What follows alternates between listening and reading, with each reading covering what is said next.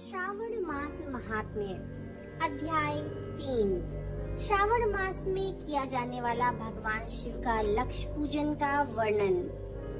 सनत कुमार बोले, हे भगवान, आपने श्रावण मास के व्रतों का संक्षिप्त वर्णन किया है।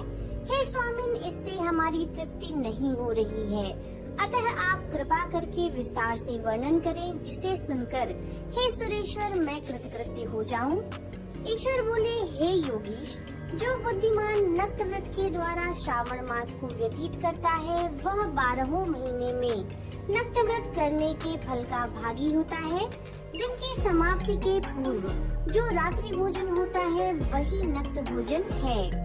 उसमें आदि को 3 घड़ियों को छोड़कर नक्त भोजन का समय होता है। सूर्य के अस्त होने के पश्चात 3 घड़ी संध्या काल होता है। संध्या बेला में आहार, मैथुन, निद्रा और चौथा स्वाध्याय, इन 4 कर्मों का त्याग करना चाहिए।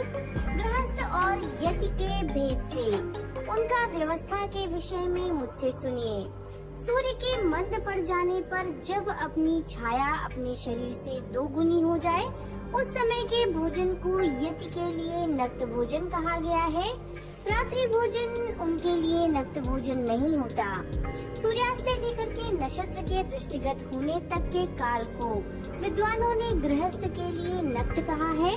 यति के लिए दिन के 8वें भाग के शेष रहने पर भोजन का विधान है। उसके लिए रात्रि में भोजन का निषेध किया गया है। गृहस्थ को चाहिए कि वह विधि पूर्वक रात्रि में नक्त भोजन करे और यति, विधवा, विदुर व्यक्ति सूर्य के रहते नक्त व्रत करे। विदुर व्यक्ति यदि पुत्रवान हो तब उसे भी रात्रि को ही नक्त व्रत करना चाहिए। अनाश्रमी हो अथवा आश्रमी हो अथवा पत्नी रहित हो अथवा पुत्रवान हो, उन्हें रात्रि में नक्त व्रत करना चाहिए। इस प्रकार बुद्धिमान मनुष्य को अपने अधिकार के अनुसार नक्त व्रत करना चाहिए।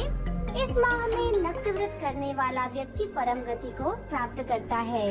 मैं प्रातः काल स्नान करूंगा, ब्रह्मचर्य का पालन करूंगा, नक्त भोजन करूंगा, पृथ्वी पर सोऊंगा और प्राणियों पर दया करूंगा। हे देव, इस व्रत के प्रारंभ करने पर यदि मैं मर जाऊं तो हे जगतपते, आपकी कृपा से मेरा व्रत पूर्ण हो।